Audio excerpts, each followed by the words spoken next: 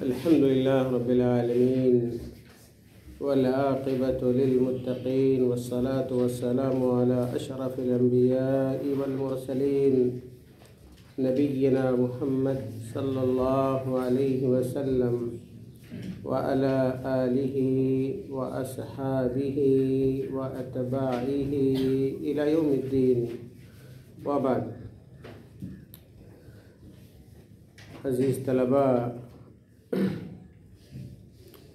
گزشتہ اسباق میں ہم لوگوں نے صلاۃ یا یہ کہ بلفظ دیگر نماز کی 6 شرطیں پڑھیں، جن شرطوں کو امام ابن قدامہ رحمۃ اللہ علیہ نے اپنی کتاب میں ذکر کیا ہے. شروط صلاۃ میں سے سب سے پہلی جو شرط بیان کی گئی تھی وہ الطہارۃ من الحدث، الطہارۃ من الحدث، اور آپ کو یہ بتلایا گیا تھا کہ ان چیزوں کے شرط قرار دینے کا مطلب یہ ہے کہ اگر یہ امور پائے نہ جائیں اور یہ شرطیں پائی نہ جائیں تو پھر ہماری اور آپ کی نماز صحیح نہیں ہو سکتی، درست نہیں ہو سکتی ہے. چنانچہ امام ابن قدامہ رحمۃ اللہ علیہ نے جن 6 شرطوں کا تذکرہ کیا ہے ان میں سے سب سے پہلی اور بنیادی شرط الطہارۃ من الحدث، یعنی ناپاکی سے پاکی حاصل کرنا ہے، ناپاکی سے پاکی حاصل کرنا ہے. اور اس سے قبل حدث کی تفصیلات گزر چکی ہیں کہ حدث چاہے وہ اصغر ہو یا اکبر ہو، ہمیں وضو کی ضرورت ہو یا غسل کی ضرورت ہو، جب تک ہم وضو نہ کر لیں یا غسل نہ کر لیں اس وقت تک ہماری نماز صحیح نہیں ہو سکتی. اس حوالے سے اللہ کے رسول صلی اللہ علیہ وسلم کی حدیث بھی صاحب کتاب نے بیان کی ہے. اللہ کے رسول صلی اللہ علیہ وسلم نے بیان فرمایا: لا يقبل اللہ صلاة من احدث حتى يتوضأ، کہ اللہ رب العالمین اس شخص کی نماز کو قبول نہیں کرتا ہے، وہ نماز اللہ کے یہاں مقبول نہیں قرار پاتی ہے جو حالت حدث میں پڑھی گئی. یہاں تک کہ آدمی حدث سے طہارت حاصل کر لے، یعنی اگر حدث اصغر ہے تو اس کو دور کر لے، اور اس کے دور کرنے کا طریقہ وضو ہے. یہ پہلی شرط تھی نماز کے شرائط میں سے. دوسری جو شرط بیان کی ہے مصنف رحمہ اللہ نے الوقت ہے، یعنی نماز کا اس کے مقرر اور متعین وقت پر ادا کرنا ضروری ہے. اور اس حوالے سے قرآن کریم کی آیت بیان کی جاتی ہے. اللہ تعالیٰ نے کہا: ان الصلاۃ کانت علی المؤمنین کتابا موقوتا، کہ اللہ تعالیٰ نے نماز کو اس کے وقت کے ساتھ فرض قرار دیا ہے. اور نماز کے اوقات احادیث کی کتابوں میں اور فقہ کی کتابوں میں بیان کیے جاتے ہیں. مثال کے طور پر ظہر کا وقت سورج کے زوال سے شروع ہو جاتا ہے اور اس وقت تک رہتا ہے جب تک کہ ہر چیز کا سایہ اس کے برابر ہو جائے۔ یہ صلاۃ ظہر کا وقت ہے، زوال شمس سے لے کر ہر چیز کے سائے کے اس کے برابر ہونے تک۔ اور اسی طرح عصر کا جو وقت ہے، اور عصر کے وقت کو ہی صلاۃ وسطیٰ سے تعبیر کیا جاتا ہے، جیسا کہ اللہ کے رسول صلی اللہ علیہ وسلم سے ثابت ہے کہ آپ صلی اللہ علیہ وسلم نے غزوہ احزاب کے موقع اور دن کہا کہ شغلونا عن صلاۃ العصر، شغلونا عن صلاۃ العصر صلاۃ الوسطیٰ ملأ اللہ بیوتہم وقبورہم نارا۔ صحیحین کی روایت ہے، اور اس صحیحین کی روایت سے یہ استدلال کیا جاتا ہے کہ عصر کی نماز ہی دراصل یہ صلاۃ وسطیٰ۔ اللہ کے نبی صلی اللہ علیہ وسلم نے ان لوگوں پر بد دعا فرمائی جن لوگوں نے احزاب کے دن اور اس موقع سے آپ صلی اللہ علیہ وسلم اور صحابہ کرام کو عصر کی نماز سے مشغول کر دیا۔ آپ صلی اللہ علیہ وسلم مصروف ہو گئے اور وقت پہ عصر کی نماز ادا نہ کر سکے۔ اللہ کے نبی نے کہا ملأ اللہ بیوتہم وقبورہم نارا، کہ اللہ تعالیٰ ایسے لوگوں کے گھروں کو اور ان کی قبروں کو آگ سے بھر دے۔ دراصل یہ بد دعا ہے۔ ساتھ ہی اس حدیث سے عصر کی نماز کی اہمیت اور اس نماز کو اس کے وقت پر پڑھنے کی اہمیت معلوم ہوتی ہے۔ اس کے بعد عصر کا جو وقت ہے وہ ظہر کے آخر وقت سے شروع ہوتا ہے، ظہر کے آخر وقت سے شروع ہوتا ہے اور اس فرار شمس تک باقی رہتا ہے، اس فرار شمس تک باقی رہتا ہے جب تک سورج زرد نہ ہو۔ سورج کے زرد ہونے تک یہ عصر کا وقت باقی رہتا ہے، اور اس کے بعد اس فرار شمس سے غروب شمس تک کا جو وقت ہے وہ حاجت اور ضرورت کا وقت ہے، وقت حاجت اور ضرورت کا وقت ہے۔ اسی طرح مغرب کا جو وقت ہے وہ غروب آفتاب سے لے کر جب سورج غروب ہو جائے اس وقت سے لے کر شفق کے غائب ہونے تک ہے۔ وہ شفق و لالی جو آسمان میں نمودار ہوتی ہے، جب تک وہ لال ٹکیا لال رنگ باقی رہے تب تک مغرب کا وقت باقی رہتا ہے، اور پھر اس کے بعد شفق کے غائب ہونے کے بعد سے عشاء کی نماز کا وقت شروع ہوتا ہے اور نصف لیل تک باقی رہتا ہے۔ شفق کے غائب ہونے سے نصف لیل تک یعنی آدھی رات تک عشاء کا وقت رہتا ہے، اور اس کے بعد جو وقت ہوتا ہے وہ حاجت اور ضرورت کا وقت ہوتا ہے، اور پھر فجر کا جو وقت ہوتا ہے وہ صبح صادق سے شروع ہوتا ہے، صبح صادق سے شروع ہوتا ہے، یعنی فجر ثانی کے طلوع ہونے سے، فجر ثانی کے طلوع ہونے سے لے کر اور طلوع شمس تک یہ وقت باقی رہتا ہے۔ مصنف رحمہ اللہ نے نماز کی جو دوسری شرط بیان کی وہ الوقت ہے، یعنی کہ ہر نماز کو اس کے وقت پر پڑھنا، ہر نماز کو اس کے متعین مقرر اور مسنون وقت پر پڑھنا اللہ تعالیٰ نے اپنے نبی اور رسول کو دونوں وقت کے بارے میں بتلایا، اول وقت کے بارے میں بھی اور آخر وقت کے بارے میں بھی، لیکن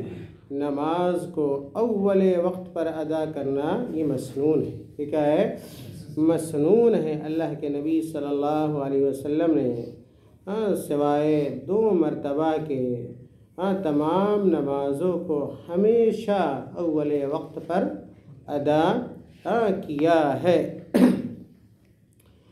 تیسری جو نماز کی شرط امام ابن قدامہ رحمۃ اللہ علیہ نے بیان کی ہے وہ ستر کا ڈھانپنا ہے۔ ستر العورہ، ستر العورہ کہ ستر پوشی کرنا ہے، ستر کو ڈھانپنا ہے، یہاں تک کہ آدمی کے جسم کا چمڑا اور اس کا رنگ نظر نہ آئے۔ ایسا لباس، ایسا پوشاک آپ زیب تن کریں، پہنیں کہ آپ کا ستر باہر سے نظر نہ آئے یا دکھائی نہ دے۔ خاص طور سے ستر کا ڈھانپنا نماز میں شرط ہے۔ اگر کوئی شخص اس طرح نماز پڑھتا ہے یا اس حال میں نماز پڑھتا ہے کہ اس کا ستر کھلا رہتا ہے، یعنی کہ وہ اعضاء جسم کے اور وہ جوارح جن کو ڈھانپنے کا شریعت نے حکم دیا ہے، اگر وہ اعضاء اور جوارح ڈھکے نہ رہیں، چھپے نہ رہیں، تو پھر کیا ہے؟ ایسے شخص کی نماز نہیں ہوتی ہے۔ اور اس کے بعد امام ابن قدامہ رحمۃ اللہ علیہ نے ستر پوشی کی تفصیل بیان کی۔ مثال کے طور پہ کہ اگر مرد ہے یا ایک باندی ہے، اس کا ستر کیا ہوگا؟ مصنف رحمہ اللہ نے کہا کہ ما بین السرۃ والرکبہ، کہ مرد کا ستر اور اسی طرح اماں کا ستر ناف سے لے کر گھٹنے تک ہے، ناف سے لے کر گھٹنے تک ہے۔ اسی طرح آزاد عورت کا ستر اس کا پورا بدن، آزاد عورت کا ستر اس کا پورا بدن ہے، سوائے اس کے چہرے اور اس کے دونوں کفین کے، دونوں کفین کے یعنی اس کی دونوں ہتھیلیوں کے۔ اور اس حوالے سے اہل علم کا اختلاف بھی پایا جاتا ہے کہ چہرہ عورہ میں یعنی ستر میں داخل ہے یا نہیں ہے۔ تفصیلات کتابوں میں درج ہے۔ بعض لوگ کہتے ہیں کہ چونکہ چہرہ مجمع المحاسن ہے، اس لیے چہرہ بھی ستر میں عورہ میں داخل ہوگا۔ اور بعض لوگ کہتے ہیں کہ اگر یہ عورہ میں داخل ہوتا تو پھر حالت احرام میں اس کے کھولنے کی اجازت کیا ہے؟ نہیں ہوتی۔ عبداللہ ابن عباس رضی اللہ تعالیٰ عنہ اس آیت کی تفسیر میں، یعنی اللہ تعالیٰ نے قرآن میں کہا وَلَا يُبْدِينَ زِينَتَهُنَّ إِلَّا مَا ظَهَرَ مِنْهَا، دراصل اسی آیت کی تفسیر میں اہل علم کا اختلاف ہے کہ ما ظہر منہا سے مراد کیا ہے، ما ظہر منہا سے مراد کیا ہے۔ عبداللہ ابن عباس اس آیت کی تفسیر کرتے ہوئے کہتے ہیں کہ اس سے مراد عورت کا چہرہ اور اس کی دونوں ہتھیلیاں ہیں۔ چنانچہ جو لوگ اس تفسیر کو لیتے ہیں وہ یہ کہتے ہیں کہ پردے میں اور عورہ میں عورت کا چہرہ اور اس کی ہتھیلی شامل نہیں ہے۔ اسی طرح اگر کوئی ایسی باندی ہے جو ام ولد ہے یا ایسا غلام ہے جس کا کچھ حصہ آزاد ہے اور کچھ غلام ہے، تو امام ابن قدامہ رحمۃ اللہ علیہ کہتے ہیں کہ اس کا پردہ بھی اماں کی طرح ہے، یعنی باندی کی طرح ہے، ناف سے لے کر گھٹنے تک پردہ ہے۔ اس کے بعد امام ابن قدامہ رحمۃ اللہ علیہ نے یہ کہا کہ ومن صلی فی ثوب مغصوب او دار مغصوبۃ لم تصح صلاته۔ امام ابن قدامہ رحمۃ اللہ علیہ نے کہا کہ اگر کوئی شخص ثوب مغصوب میں یعنی غصب کیے ہوئے کپڑے میں اور غصب شدہ گھر میں نماز پڑھتا ہے تو اس کی نماز صحیح نہیں ہوگی۔ ویسے اس حوالے سے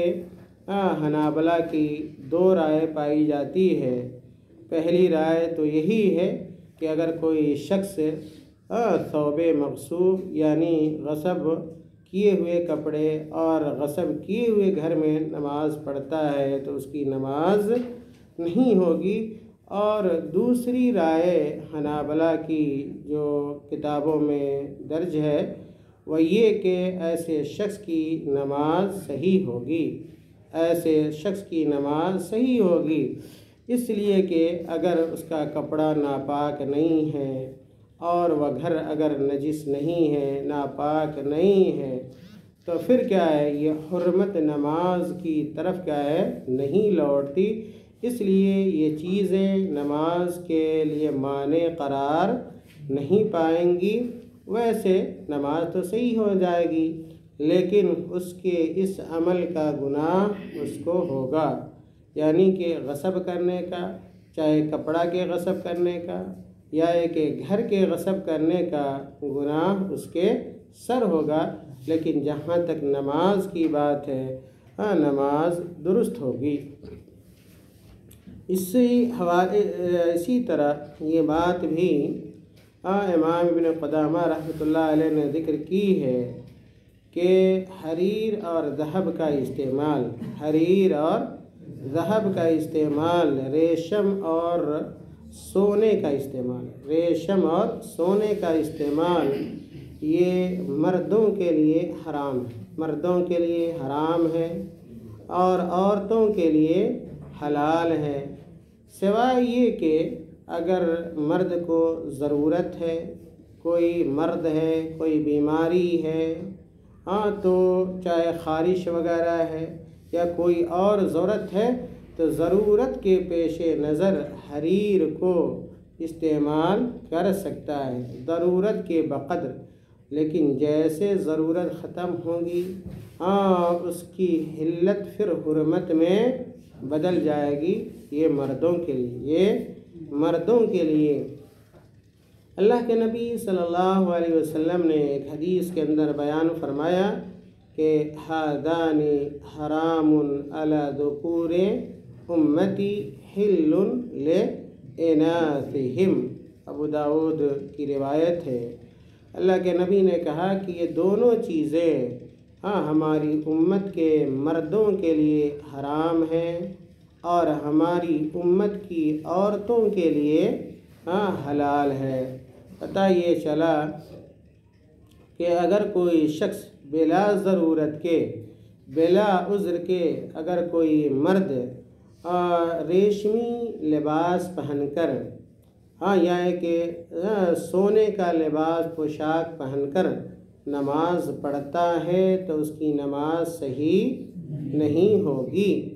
اسی طرح امام ابن قدامہ رحمۃ اللہ علیہ نے اس مسئلے کی طرف بھی اشارہ کیا ہے کہ ومن صلی من الرجال فی ثوب واحد بعضہ علی عاتقہ اجزأہ ذلک، کہ اگر کوئی مرد ایک ہی کپڑے میں نماز پڑھے اور اس کپڑے کا کچھ حصہ اگر اس کے کندھے پر ہو تو یہ کپڑا اس کی نماز کے صحیح کے لیے یا صحت کے لیے کافی ہو جائے گا۔ اگر کپڑا ایسا ہے جس سے اس کی ستر پوشی نہیں ہو سکتی تو کم سے کم یا کہ کندھے پہ نہیں آ سکتا تو کم سے کم ایسا شخص اپنے پردے کو ڈھانپے گا، اپنے ستر کو ڈھانپے گا۔ امام ابن قدامہ رحمۃ اللہ علیہ نے کہا فَإِن لَمْ يَجِدْ إِلَّا مَا يَسْتُرُ عَوْرَتَهُ، کہ اگر مرد اتنا کپڑا نہیں پاتا ہے کہ وہ اس کے لیے پورے جسم کے لیے کافی ہو جائے یا پورے سطر کے لیے کافی ہو جائے، تو ایسی صورت میں اپنے سطر کو وہ چھپائے گا۔ اور اگر پورے سطر کے لیے اگر وہ کپڑا کافی نہ ہو سکے تو پھر ایسا شخص اپنی شرمگاہ کو چاہے اگلی شرمگاہ ہو یا ایک پچھلی شرمگاہ ہو، کم سے کم ان دونوں شرمگاہ کو چھپائے گا۔ لیکن اگر کپڑا اتنا کم ہے کہ دونوں شرمگاہ کو بھی چھپا نہیں سکتا تو ایسی صورت میں دونوں میں سے کسی ایک کو چھپائے گا۔ لیکن کیا ہے، اگر کپڑا اتنا بھی نہیں ہے کہ ایک شرمگاہ کو بھی چھپا سکے تو پھر ایسی حالت میں وہ شخص بیٹھے بیٹھے نماز پڑھے گا اور رکوع اور سجدے کے لیے اشارہ کر لے گا، رکوع اور سجدے کے لیے اشارہ کرے گا۔ اور اگر ایسا شخص یعنی ایسا غریب مفلوک نادار انسان جس کے پاس بالکل کپڑا نہیں ہے،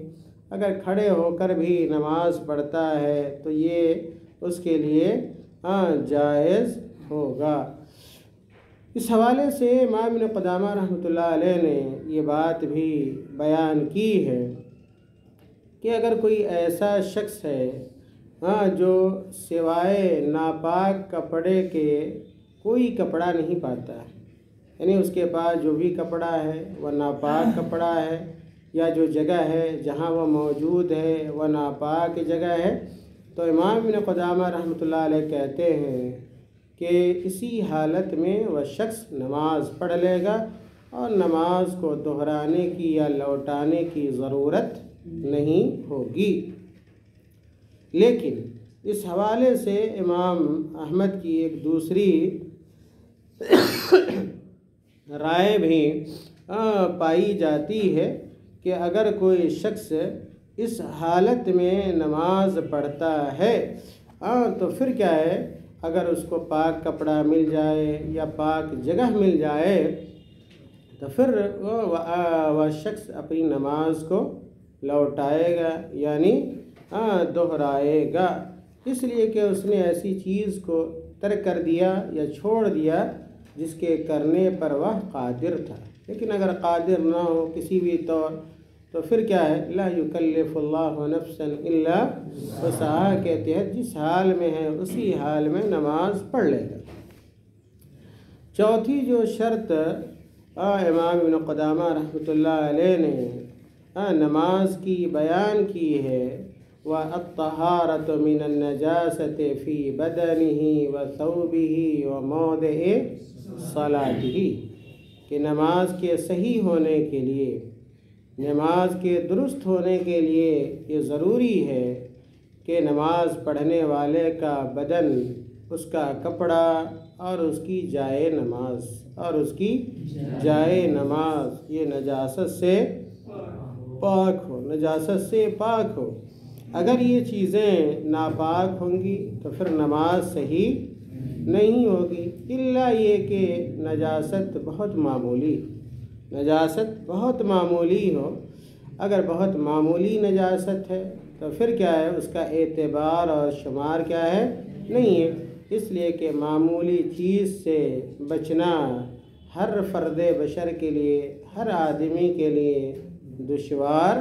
گزار ہوتا ہے۔ اس حوالے سے امام ابن قدامہ رحمۃ اللہ علیہ نے چند مسائل کی طرف اشارہ کیا اور کہا کہ اگر کوئی شخص اس حالت میں نماز پڑھ لے کہ اس کے کپڑے یا اس کے جسم پر نجاست لگی ہوئی ہو اور اس کو اس نجاست کا علم نہ ہو، یا ایک علم رہا ہو لیکن وہ بھول گیا ہو، تو امام ابن قدامہ رحمۃ اللہ علیہ کہتے ہیں فصلاتہ صحیحۃ، ایسے شخص کی نماز صحیح ہوگی۔ کہتے ہیں وَإِنْ عَلِمَ بِهَا فِي الصَّلَاةِ، اگر کسی کو اس کے جسم اور کپڑے کی نجاست کا علم دوران نماز ہو جائے، دوران نماز پتہ چلے کہ اس کا کپڑا ناپاک ہے، اس کے اوپر نجاست ہے، تو پھر کیا کرے گا؟ اس حوالے سے امام ابن قدامہ رحمۃ اللہ علیہ کہتے ہیں ازالہا، کہ اس نجاست کو دوران صلاۃ ہی دور کرنے کی کوشش کرے گا، وَبَنَا عَلَى صَلَاتِهِ اور اپنی نماز کو باقی رکھے گا، نماز کو توڑنے کی ضرورت نہیں ہے۔ اور اس حوالے سے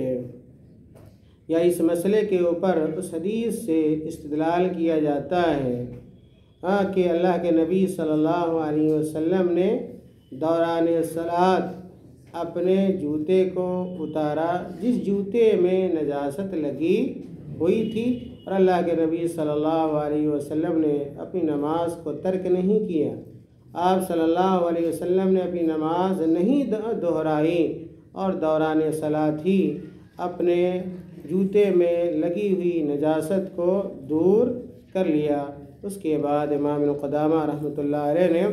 اس مسئلے کی طرف اشارہ کیا کہ ساری زمین، اللہ کی ساری زمین یہ سجدہ گاہ ہے،